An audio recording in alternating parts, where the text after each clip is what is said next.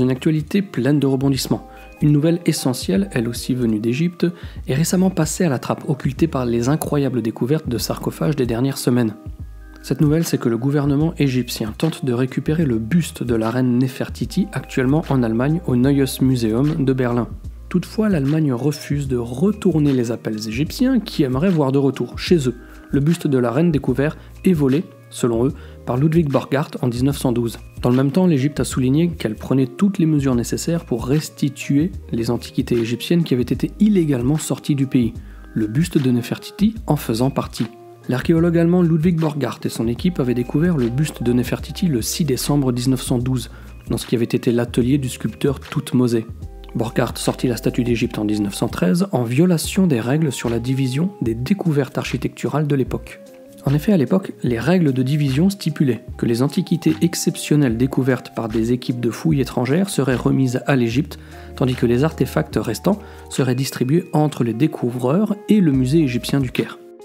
L'Allemagne affirme de son côté que la division des découvertes architecturales de l'époque était légale et que la statue de Néfertiti était la part revenant à Berlin, tout du moins, tel que l'a publié le site Deutsche Welle. C'est ainsi que l'Égypte accuse en fait Borchardt d'avoir enveloppé le buste pour en cacher la réelle valeur et de le faire sortir clandestinement du pays en tant que vulgaire artefact. Assez naturellement, l'Égypte demande la restitution du buste de Néfertiti. D'ailleurs, l'Égypte ne fait que relancer un débat presque centenaire. Mamdou El-Damati, ancien ministre égyptien des Antiquités, a expliqué que les autorités négociaient avec les Allemands depuis 1922. En 1933 même, Hitler refusa de rendre la statue à l'Égypte et voulut qu'elle soit exposée dans le musée de la capitale allemande. Un peu plus de 10 ans plus tard, en avril 1946, le roi Farouk Ier, alors roi d'Égypte et du Soudan, envoya un communiqué officiel au Conseil de contrôle allié en Allemagne appelant au retour de la statue, toujours en vain. Bien plus tard, en 2011, Zahi Hawass, alors secrétaire général du Conseil suprême des antiquités égyptien, envoya à son tour une lettre officielle au gouvernement allemand, ainsi qu'à l'ambassadeur d'Allemagne en Égypte, dans laquelle il demandait la restitution du buste de Néfertiti. Et c'est assez récemment que les débats ont repris. Lors d'une visite en Allemagne le 18 septembre dernier, le ministre égyptien du Tourisme et des Antiquités, Khaled El-Hanani, a réitéré sa revendication et la revendication de tout son pays concernant le buste de Néfertiti. Dès le lendemain, lors de déclarations télévisées, El-Hanani a déclaré qu'il avait demandé aux autorités allemandes de rendre le buste de Néfertiti, mais il précisa tout de même que ces derniers ont insisté pour le garder en précisant qu'il s'agit d'une pièce unique dans l'histoire de l'art. Un argument qui n'a pas grande valeur si ce n'est éventuellement légitimer la demande égyptienne finalement. Il a noté que dans sa grande bonté, l'Allemagne avait tout de même consenti à lui remettre 5 pièces d'antiquité qui retourneront en Égypte. Les autorités allemandes ont insisté sur le fait que la statue appartient officiellement au Neues Museum de Berlin.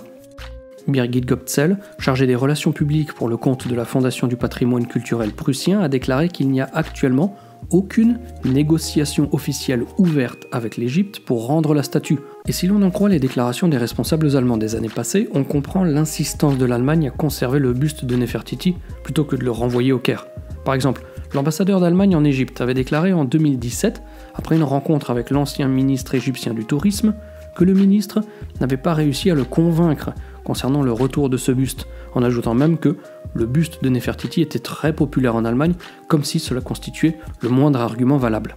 Par exemple, l'obélisque de la Concorde à Paris est tout aussi populaire, si ce n'est plus. Pourtant la France serait bien inspirée de le rendre à l'Égypte, dans la mesure où, en échange des obélisques récupérés par la France au XIXe siècle, Louis-Philippe Ier offre, en 1845, une horloge en cuivre qui orne aujourd'hui la citadelle du Caire, mais qui, pour l'anecdote, ne fonctionna jamais. Escroquerie quand tu nous tiens. Alors bien entendu, les Égyptiens ne sont plus à 10 ans près et soulignent que le gouvernement continuera à prendre les mesures appropriées et à être patient dans ses négociations avec Berlin. Il faut également noter que si l'Allemagne prétexte que la statue est son droit, conformément à la division juridique qui s'est produite après les fouilles officielles au début du XXe siècle, l'Égypte déclare de son côté que le processus de division était frauduleux. Le 22 septembre dernier, toujours Zahi Hawass a confirmé que l'Égypte était en mesure de prouver que le buste de la reine Néfertiti avait quitté l'Égypte illégalement en accusant tout simplement, comme nous l'avons dit il y a quelques instants, Borchardt d'avoir volé ce fameux buste. Hawass a ajouté dans ses déclarations qu'il recueille actuellement des signatures d'intellectuels égyptiens et étrangers afin de récupérer leur dû. Une affaire qui logiquement reprend le devant des actualités en vue de l'ouverture du grand musée égyptien en 2021, pour laquelle il semble évident que l'arrivée du buste de Néfertiti serait une nouvelle absolument incroyable.